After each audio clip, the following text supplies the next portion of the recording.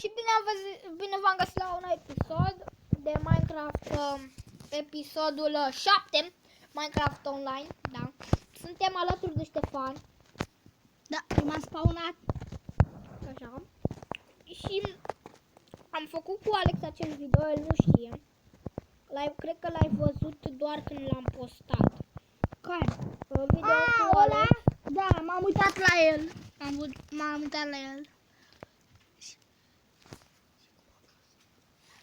Cum a fost? A fost ok? Da, a fost frumos. A fost destul de frumos. Deci eu am ceva lemn la mine care trebuie să... Și să continuăm foișorul. Că, da, deci pornisem pe ideea... Cu tot ce am avut în mina aia. Semințele astea. Gata, am făcut și astea, să lăsăm lemnul. Mamă, cât căuri avem. Am venit și eu cu 10 bucăți de aer. Pune la prăjit. De puțin iron mai avem? 7 bucăți, dacă am mai venit eu cu 40 de cablu. Da, aproape că s-a umplut chestul. Da. Ăsta e lemn, la care auzi lemn. What? O să mai facem, deci acum eu o să măresc chestia asta cu unelte, cu tot ce trebuie. Deci îmi trebuie cabel. Când avem la cabel. Nu știu ce fac eu cu atâta. Să mai facem încă un chest și încă un furnal, un cuptor. Eu mă duc să păzesc ironul. Eu păzesc iron. Prăjește-l. Ok. O să se prăjească ironul. Dar să mai fac un chest. Mi-ai făcut un chest în caz dacă se umple ăsta. Da, și o să fac unul mare. Deoarece ca să acoperim mai toată lumea și să fie unul mare. Și arată destul de drăguț, adică da. Dacă schimbam furnalul în locul la cabel, dar chiar după ce se termină asta cu ironul să îl schimbăm, dar trebuie să așteptăm. Până atunci eu mă duc cu făișorul să îl continui. Îți termini cu făișorul? Adică să mă apuc, că eu de-abia dacă am luat câteva frunze. Așa, 53 de frunze am și să găsim un loc. V-am zis că departe de casă. Și departe de casă o să-l fac. Că nu chiar foarte departe, dar nici foarte aproape. Undeva potrivit, nu? Da. O să mă duc cam pe aici. E un câmp mare. Deci trebuie să mai fac și bețe. Oh my god. Pentru că nu mai prea mai avem beți. Nu să mai e destul lemn. Da. Pentru a ne face bețul. Deci, e destul lemn. Avem cât lemn vrem. La foișor nu o să-i punem uși, pentru că ce foișor e cu uși. Însă în foișor nu venim noaptea, pentru că poate să intre oricând un zombie sau ceva. Da. Să ne omoare. Da.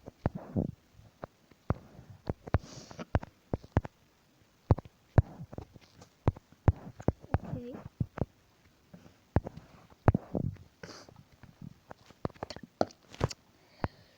Și trebuie lemn.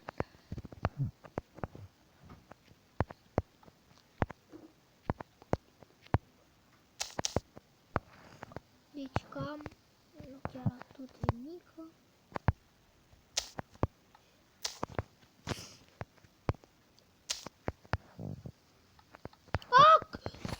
Nu cred eu, n-am sabia la mine.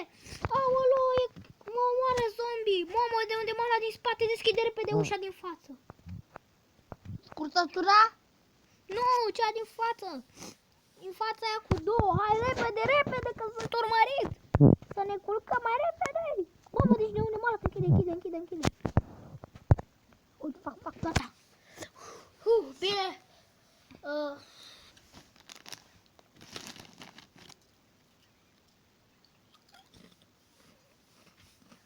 Gata, s-a făcut dimineață. Da. Și Așa, și mă duc la treaba mea. Aoleu, am uitat că trebuie să închid ușa. Și eu mă țin sabia la îndemână că nici nu aveam. Eu am la mine. Nu stăteam eu să-l omor, oricum fugeam. Adică e ceva nou. Că... Aoleu, uite zombiul. Uite, da, uite că nu l-ați văzut, ia uitați-l. Să-l luăm de aici, naibii, nu? Dar s-a spawnat în pom. Doi. Gata. L-am prins. Ce faci tu oare aici? Ești aici. Ok, să ne continuăm făișorul. Mai trebuie. Mai punem așa și gata. Mie mi-a venit o idee, să facem gard. Mamă, uite, alții de Mamă, cu zombie am. Ce level ai? Eu 4. Și eu. Da. Păi nu contează levelul. Da, ne trebuie doar mătru ca să conteze levelul. O să facem să fie cât de cât mare foișorul, adică ca înălțime. Și o să punem pe aici un chest și un crafting table și cam atât.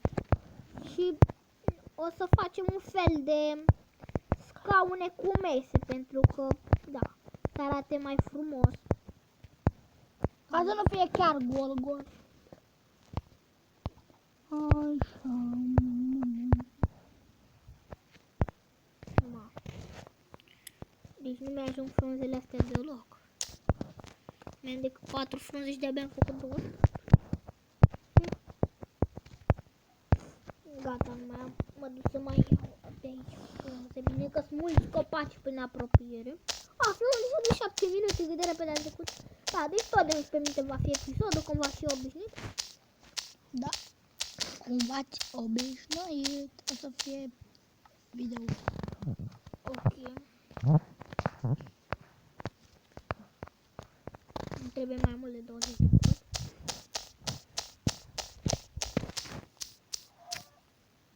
Ia uite găina.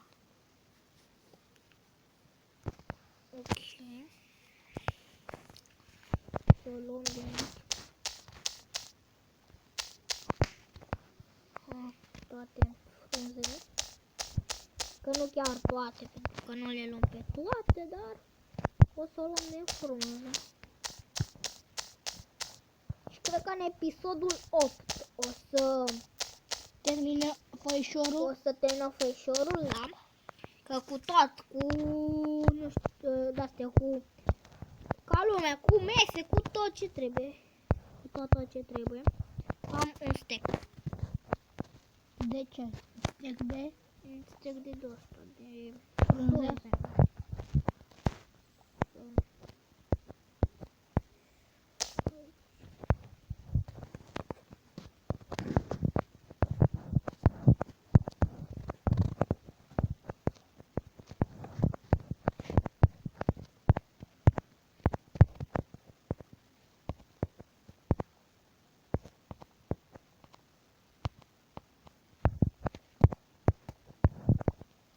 Deci casa va fi de 4 rânduri și plus acoperiș. Nu o să fie acoperiș ca la casă, o să fie un acoperiș drept, normal. Pentru că cam așa ar trebui să fie acoperișurile, pentru că nu trebuie să nici chiar atât de mare. Și încă un strat și pe urmă ne apucăm. Însă mi-a venit o idee, dar ce zici, Ștefan, să fac scaune Din ce? frunze? Nu știu. Sau le fac normal din lemn? Sau mai bine fac din lemn, că chiar sunt mai ca lumea. Deci o să fie din lemn toate chestiile astea. Însă nu cred că o să-mi ajungă pentru acoperiș frunzele astea. Și în niciun caz nu o să-mi ajungă pentru acoperiș, e clar. Nu? Poate doar să încep acoperișul. Am omorât niște animale. Deci mai am decât 6 bucăți. Eu îți văd numele unde îl faci foișor. Gata, Nu e chiar departe de casă. Nu e foarte departe. Da. E destul de bine. Am luat-o 3 funde. Vezi că ți le las cu alea, uite. Mamă, dar câte frunze îmi pic. Chiar e și după aia. Eu zic să mai iau niște lemn. Mama aproape mi s-a dus. Parfeca? Da, da, nu, că nu o să mai trebuie 33 de bucăți, cred că mi-ajunge cu asta. La acoperiș? Da. După aia, după ce fac niște rost de lemn, vreau să văd și eu, să văd cum a ieșit foișorul ăla. Chiar sunt curios. Dacă mai ai timp, pentru că filmăm de 11 minute. Deci, da. Să dăm save și în episodul 8 o să vă arătăm Foișorul. forișorul legat. Adică atunci o să-l termin. O să-l terminăm, da, și să dăm save și până vă arătăm. Da, deci Cam atât și cu acest episod, să dați like și să vă abonați. Eu am fost Rădăș, lângă mine a fost Ștefan. La revedere! Da.